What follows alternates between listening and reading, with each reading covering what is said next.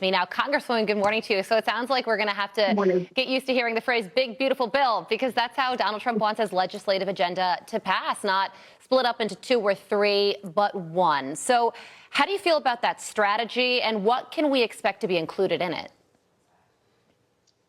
Well, I think it's the smart thing to do is to do one bill that really tackles the border issues as well as energy production in our country, perhaps defense, as well as the tax cuts that we want to extend and then build upon the success. I will say that right out of the gate, today we'll be certifying the president's election. In 2 weeks, he will be sworn in, and House Republicans are united. We met over the weekend, and we talked a little bit about the strategy and the process moving forward. And first out of the gate, I think you'll see legislation that will give President Trump's administration the tools to secure our border, but to also deport the criminals and the cartels who have wreaked havoc, particularly in cities like mine in New York, and also the tools to find the hundreds of thousands of missing children who have either been sex trafficked, being exploited, maybe involuntary servitude. So those are the priorities on the border front. And then we'll work on the energy production to jumpstart and make sure we're energy dominant again. And then the tax is so critical because we need to make sure we preserve those cuts that created millions of jobs, lifted middle-class wages, brought unemployment to a record low. The president wants to do no tax on tips. We also want to see the tax burden on our seniors reduced. We'll be going, a group of us, to meet with President Trump this weekend to discuss in more detail some of the priorities. Well, Congresswoman, razor-thin Republican majority in the House. I can only imagine how much work is going to be spent on getting this bill to cross the finish line. Do you think it will be an uphill battle? Well, there's no doubt that it's challenging. We have the slimmest majority in the history of the country. And obviously, when you have multiple members, you have multiple opinions. And so I think that's almost why we have to do a large bill like this, because we need to build consensus. Your border states and states like mine, we want to see that border security. Everyone in the conference does. Energy producing states wants to make sure that we're using domestic American energy for our national security and to create good American jobs. And then you have the SALT states, state and local tax relief is a big issue.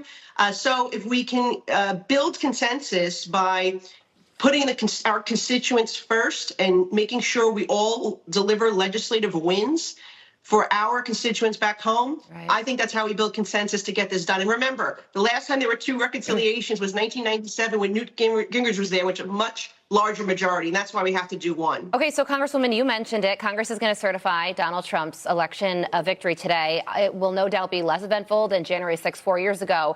But notably, Kamala Harris is going to be presiding over the certification of her own election loss. So what can the American people expect to experience as this is going down today? Well, hopefully she'll get the pledge right today, because that was a disgrace what happened last week. But what I'll say is, look, we have a job to do. We're going to get it done. I think that it's a massive snowstorm here in Washington, D.C. Yeah. Hopefully everyone will show up and get the job done, because we have a lot of work to do. The people have spoken, and we've already laid out the framework. We just need to execute at this point. Okay, so Congresswoman, let's talk about something that is impacting your constituents directly, and that is crime in New York City. And the latest example of that is a man was just arrested after stabbing two people in the subway. Thankfully, those two people survived the attack. But he had 87 prior arrests, and his rap sheet includes attempted murder, weapons possession, assault, criminal trespassing, turnstile jumping, petty larceny. 87 arrests and still out on the street to harm more people. I am sure you have some thoughts on this. Absolutely. Well, as we've said, the radical bail law that the Democrats in New York put in place continues to release people who should not be on the street. Andrew Cuomo closed about 1,000 mental health beds. So where do those people go? They're on the subway system. They're in the streets.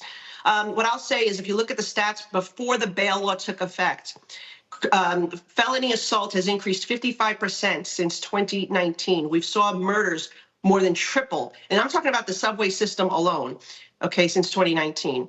And you have real serious situations where you have about every 2 weeks somebody being pushed on the subway tracks in 2024.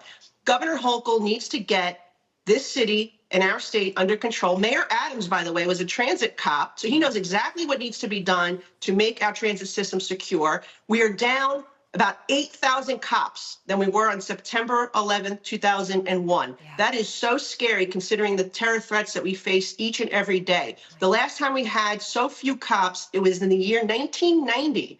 So they need to hire more cops to keep our subways and our city safe. And they just need to do their job. Instead, what she's trying to do is hit us with a congestion tax, which just went into effect yesterday. $9 toll to drive into Manhattan to try to push people on the subway system. Right. But people don't want to ride the subway because it's not safe. Great You want point. people to ride the subway, make it safe. Good point don't all around, tax yeah. them. And the MTA says felony assaults on the rails are up 65% from 2019 to 2024. Congresswoman, we have to leave it there, but thank you so much for joining us this morning. We very much appreciate it. Have a great day. Thank you. You're very welcome.